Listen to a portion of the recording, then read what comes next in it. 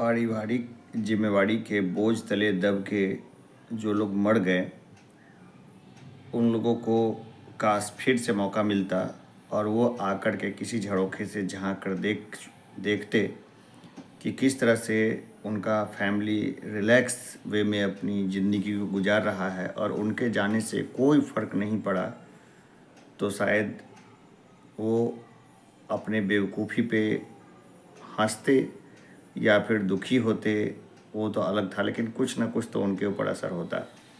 मैं एक व्यक्ति को जानता हूँ जिनके घर में उनकी पत्नी पानी की खपत बहुत ज़्यादा करती थी और वो सम्मानीय व्यक्ति हैं, तो ज़रूरी नहीं है कि कोई व्यक्ति इसको देखें तो इसके ऊपर नुक्ताचीनी करें। मैं और भी एग्ज़ाम्पल लूँगा।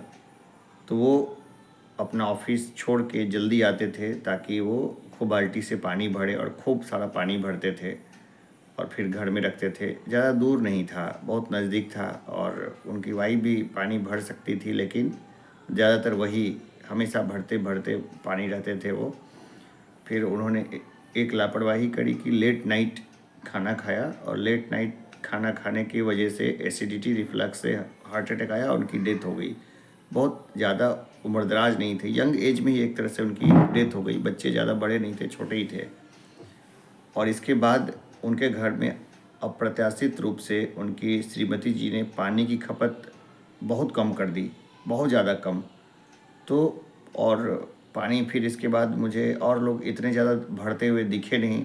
वो बेचारे सुबह में खूब सारा पानी भर के जाते थे, बीच में दोपहर में आते थे ऑफिस से, खूब सारा पानी भरते थे, फिर रखते थे, फिर शाम के वक्त में बहुत पानी भरते रहते थे। वो कोई फ़र्क नहीं पड़ा। अब ये हाल फिलहाल एक व्यक्ति है जिसकी माँ के कारण वो माँ ने उसको जल्दी बुलाया। बहुत ज़्यादा उसकी माँ को परेशानी थी, तो बोली जल्दी आओ जल्दी आओ जल्दी आओ, जिसके कारण वो काफ़ी तेज़ बुलेट से जा रहा था। बुलेट गाड़ी थी, उससे बहुत तेज़ जा रहा था उससे वो। और एक दूसरा व्यक्ति भी था जो ड्रंक भी था और थोड़ा सा वो मतलब बार बार उसको आदत था रोड की इस पार से उस पार करने का, तो उस दोनों की ठोकर लग गई वगैरह। और दोनों ही बुलेट से जो जा रहा था व्यक्ति, मतलब हमारे गांव वाले घर के पास का ही घटना है, वो तो थोड़ी देर के बाद मरा, लेकिन जिसको धक्का लगा वो तुरंत स्पॉट मर गया, लेकिन दोनों गुजर गए। तो ऐसा जल्दबाजी किस काम का।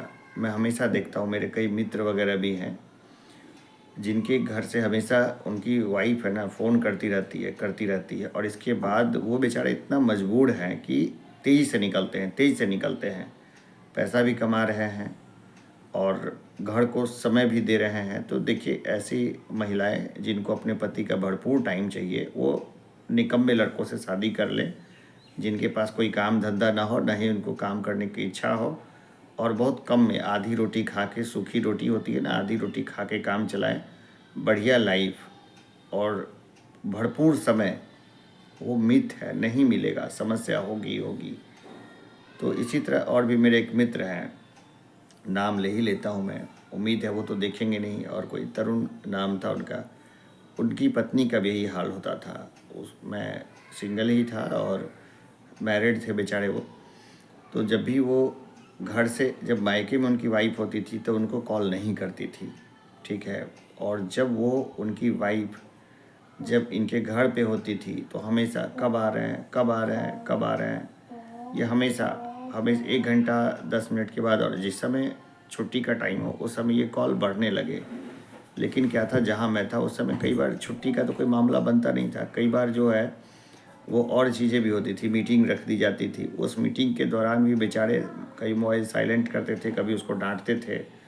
तो ये समस्या होती रहती थी। उस वाइफ के कारण उन्होंने बहुत अच्छे प्रोजेक्ट छोड़ दिए, जिस प्रोजेक्ट्स में उनको ज़्यादा फाइनेंशियल बेनिफिट होता, वो सारे प्रोजेक्ट्स उन्होंने छोड़ दिए। और बस एक दिन क्या हो गया कि इसी लापरवाही की वजह से उनकी जान चली गई। अब मैं उनकी वाइफ से मिला था बहुत दिनों के बाद, बहुत रिलैक्स थी, हंस के बातें कर रही थी। अब वो किसी को कॉल वॉल नहीं करती, और मतलब ज़्यादा नहीं। मैंने पूछा कि उनके जाने का दुख, बोले उन्होंने बोला भाई साहब कब तक दुख मनाएं, ज़िंदगी तो आगे बढ़ने का नाम है। मतलब हमारे मित्र जो हैं, जो इतने परेशान रहते थे अपने घर पहुंचने को लेकर के, जल्दी जाने को लेकर के, एक बेबी हुआ था उनका, एक बच्चे, उसको खिलाने को लेकर के, किस चक्कर में उनकी जान चली गई। लेकिन मर के उनको क्या मिला? अगर वो लोग वापस आके अभी देखते कि भाई दुनिया कितनी खूबसूरत है, और वो कभी घर में अकेले बैठ के देखते, जब झगड़ा कर लेते पत्नी से और इसके बाद वो अकेले बैठ के देखते कि उनके नहीं रहने से भी कोई ख़ास फ़र्क नहीं पड़ रहा है, तो उनकी आंखें बहुत पहले खुल जाती। या इस तरीके से बहुत दुनिया लोट-पोट है। आदमी को अभी भी कमाना पड़ता है रोटी के लिए, और महिलाएं जो ज़्यादातर कमाती हैं तो वो उनका लग्ज़री ज़्यादा है उसके पीछे में कि सोना खरीदेंगे, कार खरीदेंगे या कोई फ्लैट लेंगे, इस हिसाब से उनका ज़्यादा खर्चा होता है। लेकिन ब्रेड विनिंग की बात होती है ना, तो मर्द ही 90% 99% है। कोई एक आध परसेंट महिला है, मैं उनको भी जानता हूँ। एक मित्र भी हैं हमारी जो वही जॉब करती हैं, और उनके हस्बैंड और दोनों ने मिलकर तय किया कि हस्बैंड जॉब नहीं करेंगे क्योंकि उनकी बच्ची छोटी है। तो बच्ची की देखभाल करने के लिए, चूँकि सरकारी सेवा में महिला आ गई और गवर्नमेंट थे प्राइवेट जॉब में तो बेंगलोर में, तो इस हिसाब से उन्होंने बोला नहीं ठीक है, सरकारी जॉब तो मुश्किल से मिलती है, तो आप जॉब करो और मैं घर संभालता हूँ। और उसके हस्बैंड फिर इतना परेशान नहीं करते। अगर उनकी वाइफ अगर लेट भी होती हैं काम में कई बार, या कोई इलेक्शन ड्यूटी वगैरह बीच बीच में पड़ा, कंट्रोल में पड़ा, तो रात में भी जाना पड़ा, दिन में भी जाना पड़ा, तो इतने परेशान हस्बैंड नहीं करते हैं उसको। और जो दोनों जॉब में हैं, महिला पुरुष दोनों जॉब में हैं, तो वो चीज़ों को अच्छे से समझ पाते हैं, मैनेज कर पाते हैं। मैं एक स्वीटी दीदी को जानता हूँ, बहुत अच्छे से जानता हूँ। दोनों हस्बैंड वाइफ दोनों सेम जॉब में हैं, एक ही कैडर में हैं, तो वो एक दूसरे को अच्छे से समझते हैं बहुत तरीके से, और दोनों व्यस्त रहते हैं। तो उनको यही मलाल है कि हमें झगड़ा करने का समय नहीं मिलता, कि भाई एक साथ रहते तभी तो झगड़ा कर पाते, इतना कम समय के लिए मिलते हैं, क्या ही झगड़ा करना। इस बार महाबलेश्वर गए थे तो वहाँ पर हम लोग को पता था कि 3 ही दिन साथ में रहना है, तो एक दूसरे को बस देखते ही रहे कि बस 3 दिन के बाद तो अलग हो जाएंगे। सारा चीज़ घूमे उमे, कुछ आनंद ले पाए, कुछ नहीं भी ले पाए, क्योंकि 3 दिन का हमारे पास समय था। ठीक है, तो चलिए, ये सब चीज़ें चलती रहती है, लाइफ का पार्ट है ना। बाकी ये है कि कोई काम है उसको पुरुषों को करना चाहिए, और खूब ज़्यादा हड़बड़ाना नहीं चाहिए। जान चली गई तो बीवी भी किसी और की हो जाएगी, ऐसे नहीं, मतलब ये ज़रूरी है कि किसी से शादी करके ही हो जाए या सेट करके ही हो जाए। वो मस्त रहेगी, वो जहाँ रहेगी वहीं मस्त रहेगी। ठीक है, आप फिजूल में अपनी जान गंवा रहे हैं। ये अनुभव की बात है जो मैंने अन्य लोगों के साथ देखा है। तो मेरे भी कई मित्र हड़बड़ाते हैं। कल भी था, ये हमारे मित्र का ग्रुप था कि दीपावली को लेके एक लोग इतना हड़बड़ाए हुए थे, इतना हड़बड़ाए हुए थे कि ये चीज़ नहीं है, वो चीज़ नहीं है, ये लेना है, वो लेना है, वगैरह वगैरह। ठीक है, अब पता नहीं कि उनका क्या हुआ। ठीक है, लेकिन ये बस ये है कि जान गंवाने का, और जो हड़बड़ाते हैं ना, कई बार दूसरे की भी जान ले जाते हैं। जो बुलेट से जो व्यक्ति जा रहा था, जिसकी माँ उसको इमरजेंसी में बुला रही थी, वो खुद भी गया, साथ में एक और को लेके भी गया। तो कई बार शरीफ लोग भी इन जल्दबाजों के चपेट में आते हैं। हाथ जोड़ के जल्दबाजों से निवेदन है, आराम से घर जाइए। आपके नहीं होने से आपकी बीवी की, आपकी माँ के, आपकी बहन के, किसी के सेहत पे कोई फ़र्क नहीं पड़ने वाला है। हड़बड़ाइए नहीं, आराम से घर पहुँचिए, रिलैक्स होकर काम कीजिए।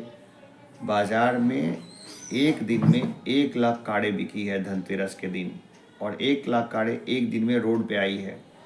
बाइक का आंकड़ा नहीं बता रहा हूँ, कार का आंकड़ा बता रहा हूँ। 1 लाख प्लस कार एक दिन में बिकी है। बहुत पढ़ता हूँ मैं, लेकिन बेवकूफ़ नहीं हूँ, पढ़ा लिखा बेवकूफ़ कतई नहीं हूँ। और हमेशा देखता रहता हूँ, समस्तीपुर जैसे डिस्ट्रिक्ट में एक दिन में एवरेज 3 लोग बाइक एक्सीडेंट में मरते हैं। Road accident, bike accident main वजह होता है। 3 लोग, उससे ज़्यादा भी होते हैं, कम नहीं होते हैं। एक डिस्ट्रिक्ट में इतने लोग मर रहे हैं रोड एक्सीडेंट में, तो अब बताइए कि पूरे बिहार का डेटा क्या होगा और भारत का डेटा क्या होगा। मैंने वो डेटा प्रस्तुत भी किया हुआ है, प्रस्तुत कर सकता हूँ मैं, लेकिन मेरा लक्ष्य वो सब प्रस्तुत करना नहीं है। ये है कि हड़बड़ाइए नहीं, मस्त होके चलिए, चकाचक रहिए। धन्यवाद।